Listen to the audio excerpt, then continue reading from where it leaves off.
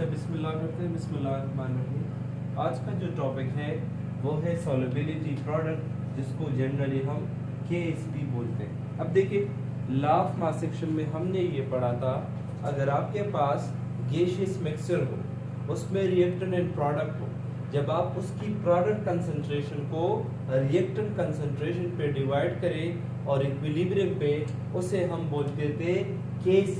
उसे हम क्या कहते थे? KC। इसी तरह अगर हमारे पास एक साल्ट हो और वो साल्ट स्पेरिंगली सॉल्युबल हो, स्पेरिंगली सॉल्युबल साल्ट उन साल्ट्स को कहते हैं जिनकी सॉल्युबिलिटी आम कंडीशन में पानी में कम होती है। यानी ये वो साल्ट्स हैं, अगर आप इनको पानी में डिसॉल्व करें तो इनकी सॉल्युबिलिटी पानी में कम है। ऐसे साल्ट्स को स्पेरिंगली सॉल्युबल साल्ट कहते हैं। अब देखें, अगर हम एक एग्जांपल ले लें सिल्वर क्लोराइड का, तो सिल्वर क्लोराइड का जो साल्ट है, अगर आप इस साल्ट को पानी में डाल दें तो ये सिल्वर आयन में और प्लस क्लोराइड आयन में डिसॉल्व तो हो जाएगा, मगर बहुत कम लिमिट तक। इसकी जो लिमिट है वो बहुत कम लिमिट है, ये पानी में फुली डिसॉल्व नहीं होगा। तो ऐसे साल्ट जो पानी में फुली डिसॉल्व ना हो, ऐसे साल्ट्स को स्पेरिंगली सॉल्युबल साल्ट कहते हैं। अब देखिए, इन साल्ट की सॉल्युबिलिटी टेम्परेचर डिपेंडेंट होती है।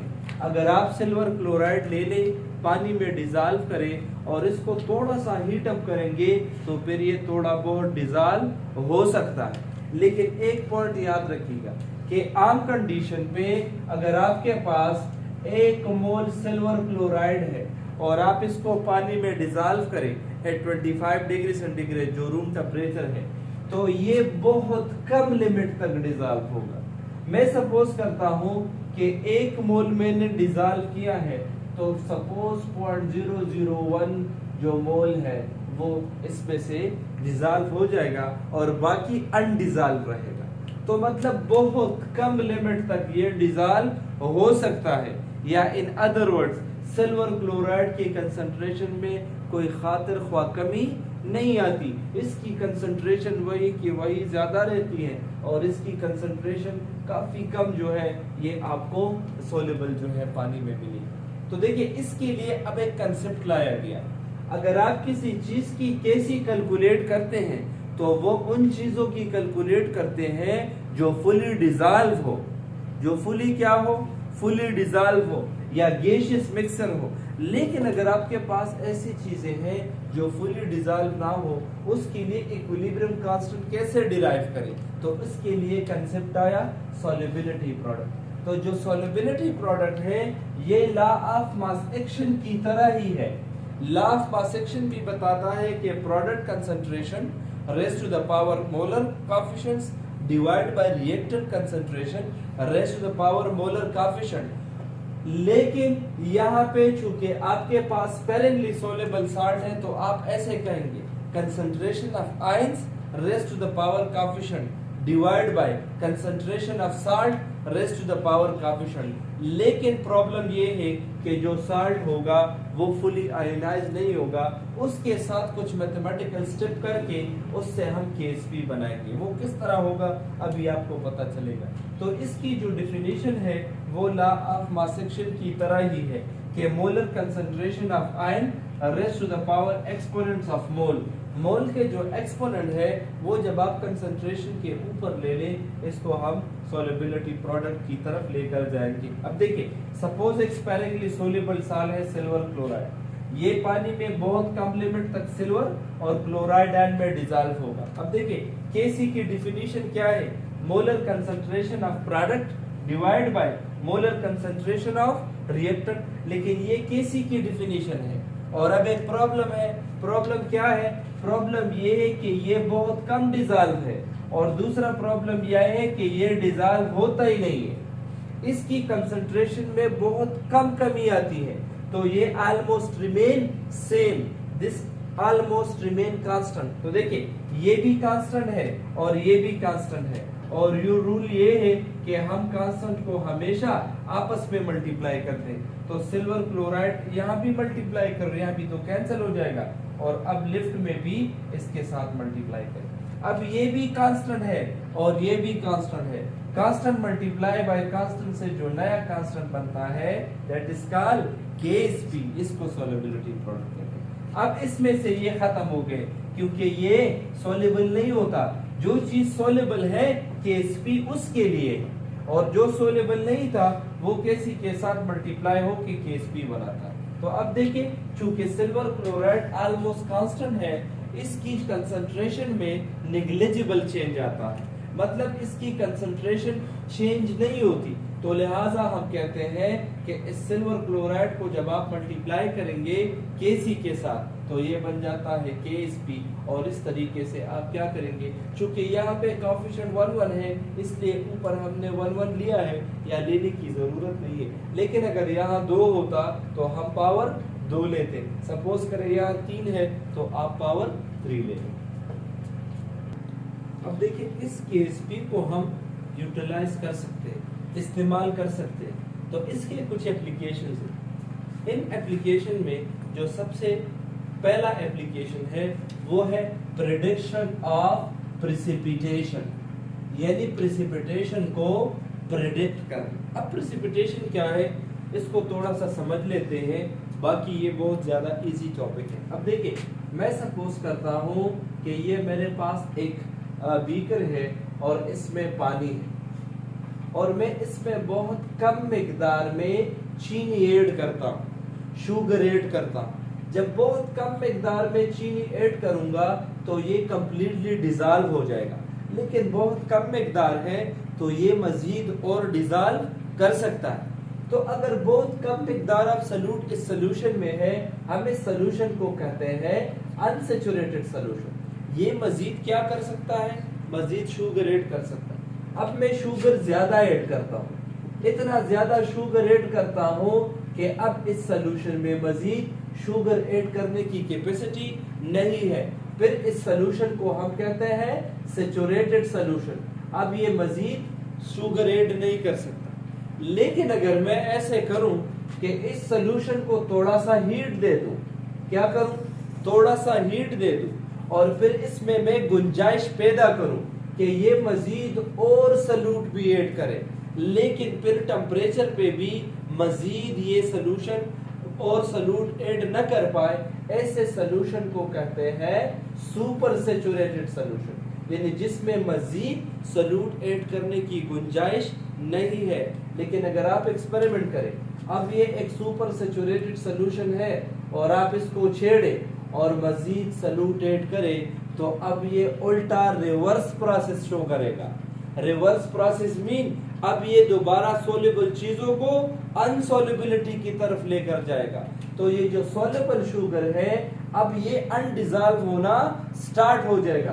तो जब आपके पास सुपर सैचुरेटेड सॉल्यूशन हो और आप मजीद इसमें शुगर ऐड करें और वो दोबारा से अनडिजॉल्व होने की तरफ चला जाए, इस कंडीशन को कहते हैं प्रेसिपिटेशन। यानी जब आप शुगर ऐड करेंगे सुपर सैचुरेटेड सॉल्यूशन में मजीद जबरदस्ती वो अनडिजॉल्व हो जाएगा और नीचे बैठ जाएगा, दिस इज कॉल्ड प्रेसिपिटेशन। ये हमारी लाइफ के साथ भी, आप कम खाना खाते हैं और आप में मजीद एबिलिटी है तो आप अनसैचुरेशन में, अब आपने ऑप्टिमम खाना खाया है, आप सैचुरेटेड है, लेकिन आप थोड़ा सा वॉक कर लेते हैं, थोड़ा सा एक्सरसाइज कर लेते हैं, फिर बैठ जाते हैं, फिर खाना खा लेते हैं और मजीद आप में कैपेसिटी नहीं है, that is called super saturated. लेकिन अगर आप जबरदस्ती और खाएंगे तो आप क्या करेंगे, उल्टियां करेंगे। Same is with the solution, ये इसकी उल्टियां करने को हम प्रेसिपिटेशन कहते हैं। अब देखिए, प्रेडिक्शन ऑफ प्रेसिपिटेशन मीन हमें किस तरह से पता चलेगा कि ये सॉल्यूशन प्रेसिपिटेशन शो करेगा, ये नहीं करेगा, ये सैचुरेटेड है, ये अनसैचुरेटेड है और ये सुपर सैचुरेटेड है। तो इसके लिए हमें क्या करना होगा, सॉल्युबिलिटी प्रोडक्ट को आयनिक प्रोडक्ट के साथ कंपेयर करना होगा। अब सॉल्युबिलिटी प्रोडक्ट और आयनिक प्रोडक्ट में क्या फर्क है, तो देखिए, अगर आपके पास एक रिएक्शन है और उस रिएक्शन में आयंस के दरमियान इक्विलिब्रियम है, जब आप इक्विलिब्रियम पे आयंस की कंसंट्रेशन फाइंड करें, यानी आप ऐसे करें, सपोज यही सिल्वर क्लोराइड है जो कि आयनाइज होके सिल्वर प्लस और क्लोराइड माइनस बताता है। अगर इन दोनों के दरमियान इक्विलिब्रियम एस्टेब्लिश हो चुका है, तो अगर आप इस प्रोडक्ट की कंसंट्रेशन को रिएक्टेंट की कंसंट्रेशन पे डिवाइड करें, इसको कहते हैं KSP। या अगर आप ऐसे करें कि KSP इज इक्वल टू सिर्फ आयनिक कंसंट्रेशन ले ले सिल्वर क्लोराइड का, सही है, सिल्वर का और क्लोराइड का, लेकिन किस पे, इक्विलिब्रियम पे। अगर रिएक्शन इक्विलिब्रियम पे है और इसकी कंसंट्रेशन आप मालूम करें, इसको KSP कहते हैं। और अगर आप किसी रिएक्शन की क्या मालूम करें, किसी रिएक्शन की कंसंट्रेशन मालूम करें मगर वो रिएक्शन अभी तक इक्विलिब्रियम में नहीं है, तो इक्विलिब्रियम से पहले जो कंसंट्रेशन है उसे हम क्या कहते हैं, ionic product. Ionic product mean के आयंस आपस में मल्टीप्लाई हो रहे हैं मगर ये सिस्टम इक्विलिब्रियम में नहीं है, और यहाँ आयंस आपस में मल्टीप्लाई हो रहे हैं मगर ये सिस्टम इक्विलिब्रियम में है। तो अब देखिए ये कंडीशंस हमें किस तरह बताएगा, तो ये कंडीशन हमें ऐसे बताएगा, अगर किसी रिएक्शन के लिए सॉल्युबिलिटी प्रोडक्ट और आयनिक प्रोडक्ट की वैल्यू सेम है, इसका मतलब है ये सॉल्यूशन सैचुरेटेड है। ये सॉल्यूशन क्या है, सैचुरेटेड है। ये मजीद सॉल्यूट ऐड कर सकता है अगर इसे हम हीट दे दे, अगर टेम्परेचर दे दे। मतलब किस तरह से, आपसे पूछा जाएगा कि एक सॉल्यूशन है और इसका KSP वैल्यू है 10⁻⁻2 और इसकी आयनिक प्रोडक्ट की वैल्यू भी है 10⁻⁻2। आप ये बताइए सॉल्यूशन कौन सा है, तो सॉल्यूशन है सैचुरेटेड। इसको मजीद हीट करके हम और सॉल्यूट ऐड कर सकते हैं। अगर आपके पास KSP की वैल्यू ज्यादा है और आयनिक प्रोडक्ट की वैल्यू कम है, मतलब ये है कि ये आपका बीकर है और इसमें आयंस कम है क्योंकि आयनिक प्रोडक्ट कम है। अगर आयंस कम डिसॉल्व है मतलब सॉल्यूशन कौन सा है, अनसैचुरेटेड है। KSP की वैल्यू मैं सपोज करता हूँ 10⁻⁻2 है और आपके पास जो आयनिक प्रोडक्ट है वो आपके पास शायद बहुत ही सपोज कम है 10⁻⁻6, तो -6 तो बहुत कम है, इस तरह 0.000 तो बहुत कम आयन डिसॉल्व है, तो ये मजीद आयन डिसॉल्व कर सकता है। इसमें भी प्रेसिपिटेशन नहीं होगी और इसमें भी प्रेसिपिटेशन नहीं होगी। लेकिन अगर आपके पास एक सॉल्यूशन है उसमें KSP की वैल्यू कम है और आयनिक प्रोडक्ट बहुत ज्यादा है, यानी एक बीकर है और उसमें आयंस बहुत ज्यादा डिसॉल्व है, इतने ज्यादा डिसॉल्व है कि KSP से भी ज्यादा डिसॉल्व है, इक्विलिब्रियम से भी ज्यादा डिसॉल्व है, तो अब ये सुपर सैचुरेटेड सॉल्यूशन है।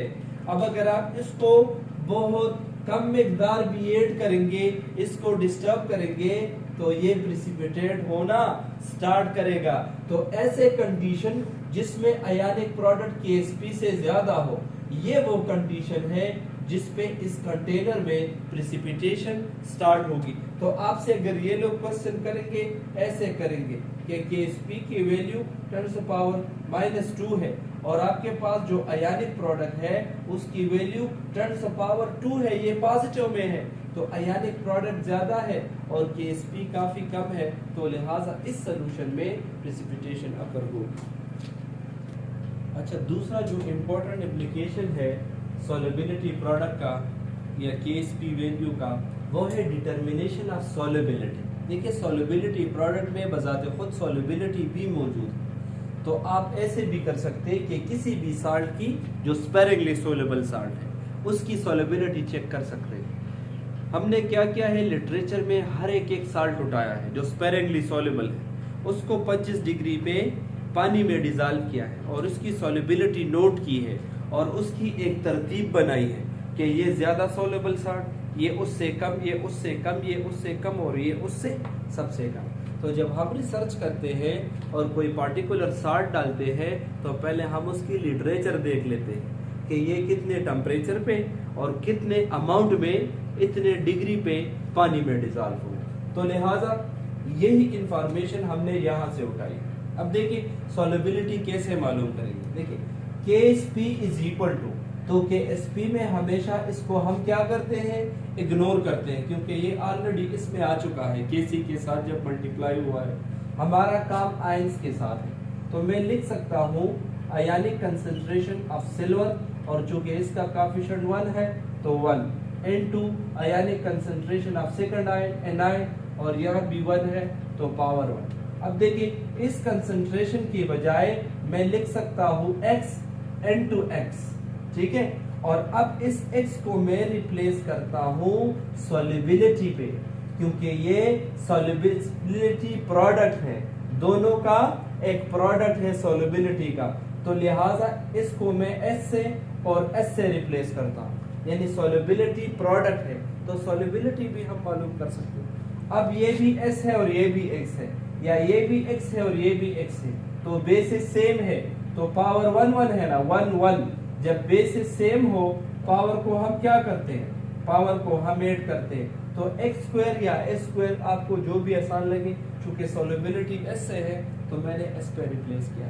अब अगर आपने सॉल्युबिलिटी कैलकुलेट करना है तो सॉल्युबिलिटी का स्क्वायर खत्म करें, यहाँ पे भी स्क्वायर रूट ले ले और यहाँ पे भी स्क्वायर रूट ले ले, ये स्क्वायर स्क्वायर रूट के साथ कैंसिल हो जाएगा, तो solubility would be equal to square root of KSP। तो आपसे किस तरह क्वेश्चन करेंगे, आपसे ये लोग ऐसे क्वेश्चन करेंगे कि आपके पास सिल्वर क्लोराइड मौजूद है और उस सिल्वर क्लोराइड की जो KSP वैल्यू है, मैं ऐसे ही सपोज करता हूँ, वो है 10 to the power -2 at 25 degree centigrade. आप क्या करें, आप इसके लिए सॉल्युबिलिटी कैलकुलेट करें, तो बहुत इजी है। आपने ये इक्वेशन बनाया है, इक्वेशन आपने रिएक्शन से बनाना होगा, तो solubility is equal to square root अपनी जगह और KSP की वैल्यू का क्या ले ले, स्क्वायर रूट ले ले, जो भी जवाब होगा वो आपके पास रिक्वायर्ड सॉल्युबिलिटी। कभी कभार अपनी तरफ से ये क्वेश्चन बनाते हैं, क्योंकि ये सॉल्व करना इजी नहीं है, इतने भी टफ क्वेश्चन नहीं आते। कभी कभार ऐसे ही क्वेश्चन आपसे पूछे जाएंगे। इधर देखिए, सपोज एक साल्ट है, मैं कहता हूँ AB2 साल्ट, और AB2 साल्ट को जब आप डिसॉल्व करें, ये A और 2B आपको प्रोवाइड करता है, और आपसे पूछा जाएगा कि इस रिएक्शन के लिए KSP की वैल्यू 4 है, सपोज करते हैं। आप क्या करें, इस रिएक्शन के लिए सॉल्युबिलिटी कैलकुलेट करें। अगर AB2 के बजाय सिंपल साल्ट हो तो पहले ये करते हैं, फिर AB2 वाले करते हैं। तो तरीका क्या है, पहले इसके लिए आपने सॉल्युबिलिटी का इक्वेशन बनाना है।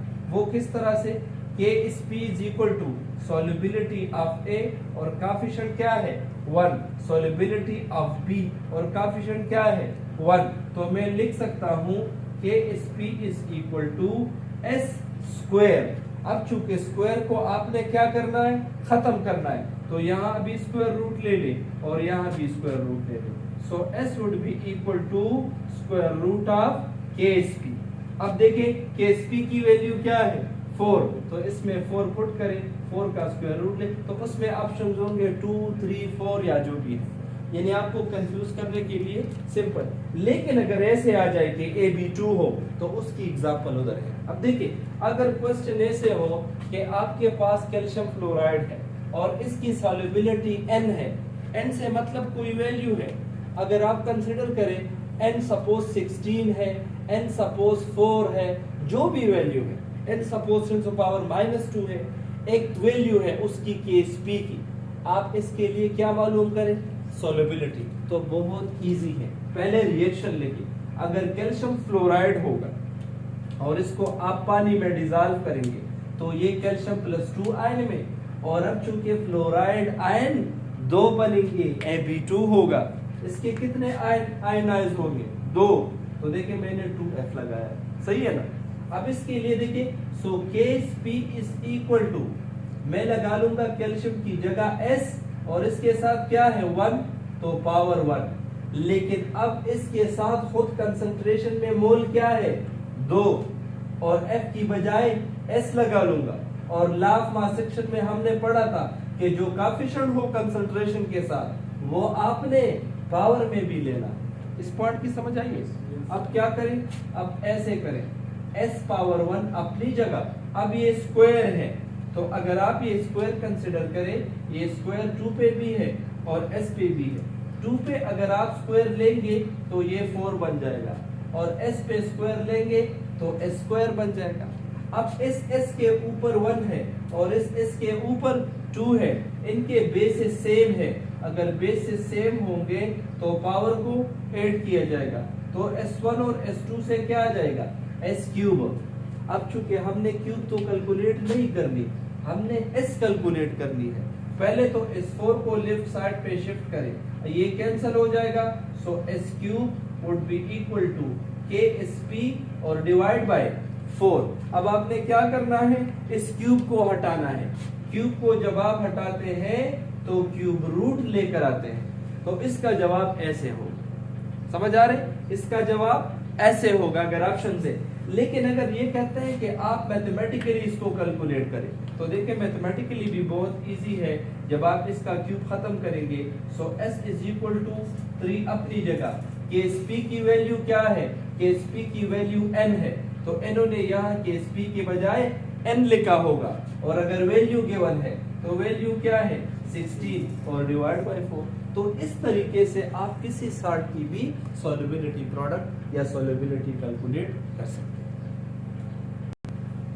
इसका जो तीसरा एप्लीकेशन है वो है सॉर्टिंग आउट। जिस तरह पहले भी मैंने आपको बताया, अगर आपके पास सुपर सैचुरेटेड सॉल्यूशन है और आपको प्रेसिपिटेट चाहिए, तो आप थोड़ा सा सॉल्यूट डिसॉल्व करें, वो क्या करेगा, प्रेसिपिटेशन करेगा। लेकिन एक और भी प्रोसेस है जिसको आप सॉल्टिंग आउट कहते हैं। अब देखिए, ऐसे भी आपके पास सॉल्यूट है, जब आप उसको सॉल्यूशन में डिसॉल्व कर लेते हैं और ये कंप्लीटली डिसॉल्व हो जाते हैं, ठीक है, ये उनके लिए है सॉल्टिंग आउट। प्रेसिपिटेशन तो है स्पेरिंगली सोल्यूबल सॉल्ट के लिए, सॉल्टिंग आउट उन चीजों के लिए है कि वो कंप्लीटली अगर पानी में डिसॉल्व है, उनको दोबारा कैसे अनडिसॉल्व किया जाए।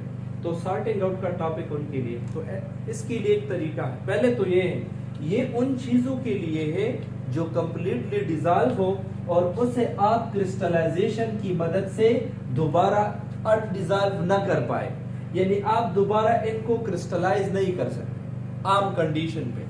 तो ऐसे मटेरियल के लिए आप क्या करेंगे, सॉर्टिंग आउट का प्रोसेस यूज करेंगे। अब देखिए, इसके लिए की फैक्टर क्या है, की फैक्टर है कॉमन आयन।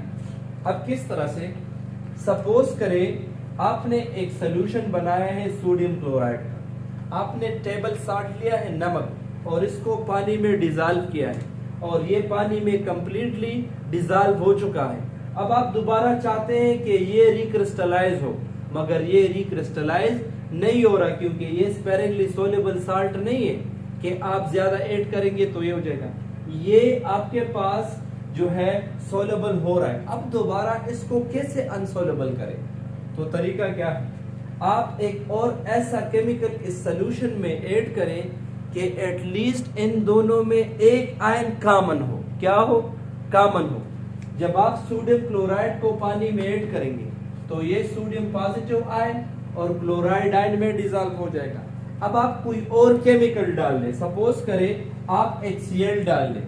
जब आप HCl डालेंगे तो HCl भी पानी में H पॉजिटिव और क्लोराइड नेगेटिव में आयोनाइज हो जाएगा, क्योंकि दोनों की आयनाइजेशन पानी में ज्यादा है। अब देखिए, दोनों में कौन सा आयन कॉमन है, दोनों में क्लोराइड आयन कॉमन है। ये पानी में डिसॉल्व होगा तो क्लोराइड आयन देगा और ये भी पानी में डिसॉल्व होगा तो क्लोराइड आयन देगा। इन दोनों को कहते हैं कॉमन आयन, और इसकी वजह से अब जो इफेक्ट होगा उसे हम कॉमन आयन इफेक्ट कहेंगे। अब देखिए, इन दोनों की कंसंट्रेशन वक्त के साथ साथ इस बीकर में बढ़ेगी, तो लेफ्ट साइड ज्यादा है या राइट साइड, यानी राइट साइड ज्यादा है या लेफ्ट साइड ज्यादा। तो राइट में क्लोराइड आयन की कंसंट्रेशन बढ़ रही है और इधर क्लोराइड आयन की कंसंट्रेशन कम है। तो ये हमने लिचैंडलर प्रिंसिपल में पढ़ा था कि हर रिएक्शन अनस्टेबल से स्टेबल की तरफ जाएगा, हाई से लो की तरफ जाएगा।